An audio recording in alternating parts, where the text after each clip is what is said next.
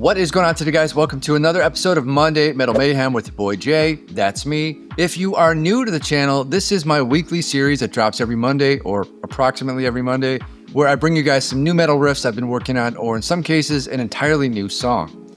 This week's episode was supposed to be a continuation of the previous episode of M3, but after listening back to some of those riffs, I realized it was kind of all shit. So I just scrapped it. I decided I'm not going to use any of that, but I've got something better for you guys. I'm really stoked about this week's episode because I've got some much better riffs and licks, and I'm really pumped about it. So we're going to get right into it. Meanwhile, I've got those riffs from the last episode, so if I ever want to go back to it and develop it further, I can. Always save that stuff just in case. So this week we are using my Schecter DAW 6, and I haven't written any music with this guitar in quite a long time, so I figured it was time to bust her out and give her some love. And we are tuned to Dadgad because, John Brown. It's his guitar, signature guitar. We're going to use his tuning, Dadgad. And these strings on this are really old, but I'm still waiting for new ones from Stringjoy, but their shipping is really slow. Great strings, the shipping could use a little work. Anyways, that all being said, I came up with some chords just a couple of chords. This was like the beginnings of when I just started working on this week's episode. So all I had was this, basically.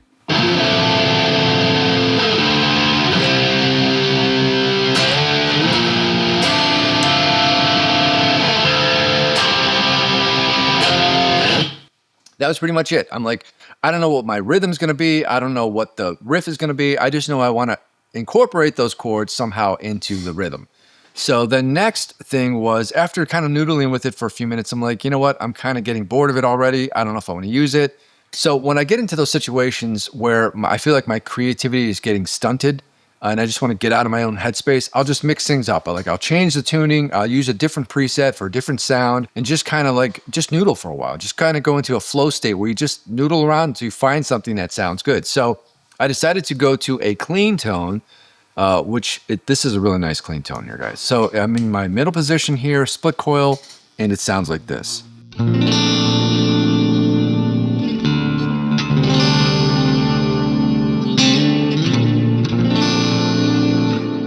Sounds crispy. Oh, and by the way, I am using a half note triplet on my delay. So it's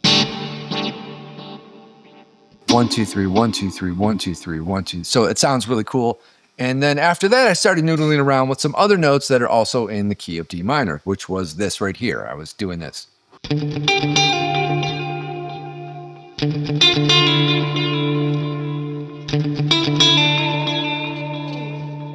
That's all I had. At that point, I'm like, okay, this sounds good, but where's this going? So then after playing around with it a little bit longer, I came up with a complete lick based around that kind of tempo right there, that kind of rhythm. So it was this right here. I'm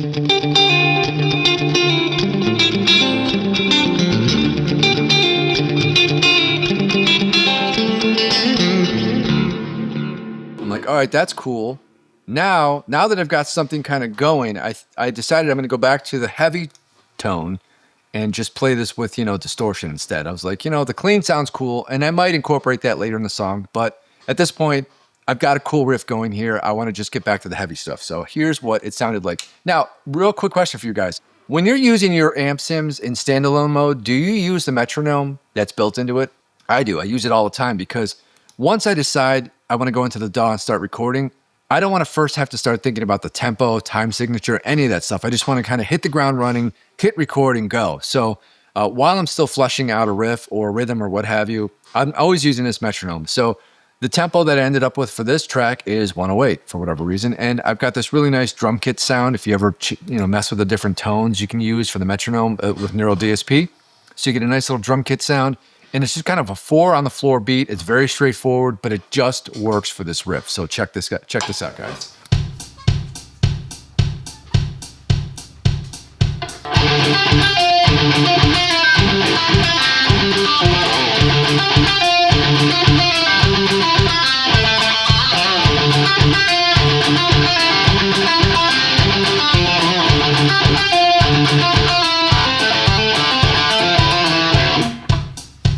To tie in the whole thing at the end of that riff, I just wanted to do some of my little triplet tapping things that I do.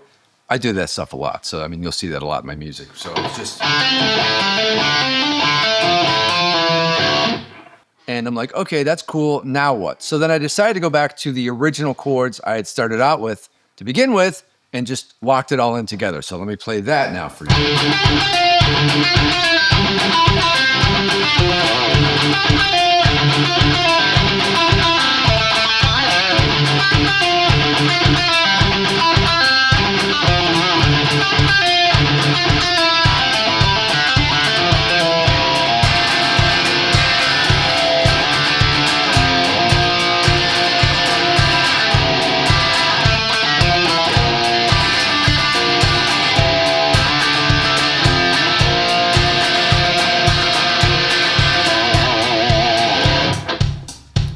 All right, I'm like, okay, this is starting to develop into something interesting, but where does it go from there? So then the next thing I did was I like to use some kind of transitional chords, minor seventh chords, diminished chords, stuff like that, to kind of give you an audible cue that the song's about to change into the next section, whatever that may be. So I decided to use these chords here.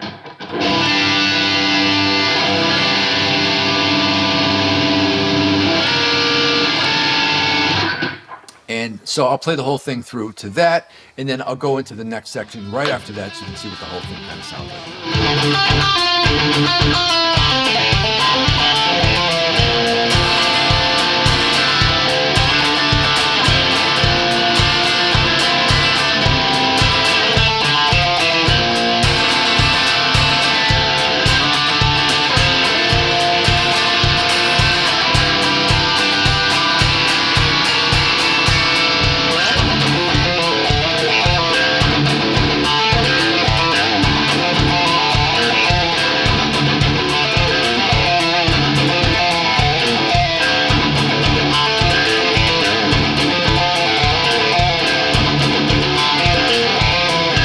So now we're getting somewhere, right? Now it's starting to kind of feel like a song. It keeps moving along and keeps changing and progressing. So after that, I was like, okay, now I need to kind of tie in the original riff. So I want to bring this whole thing back, that whole riff, but kind of change it out a little bit. So I came up with this.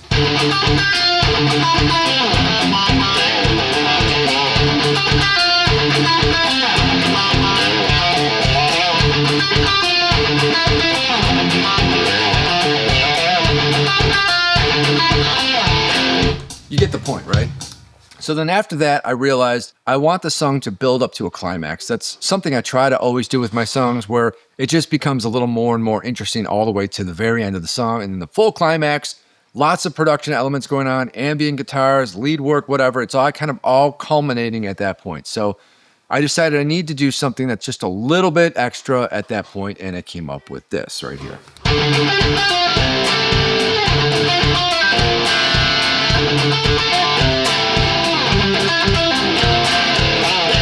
And I'm like, I'm going to play that a couple of times over with, lead work and a whole bunch of other stuff going on in the background, drum fills, the whole thing. So this is the whole song so far. I'm just going to play it front to back just to see, for one, if I can do it, and just let you guys see, how this has developed from just two chords, essentially, originally.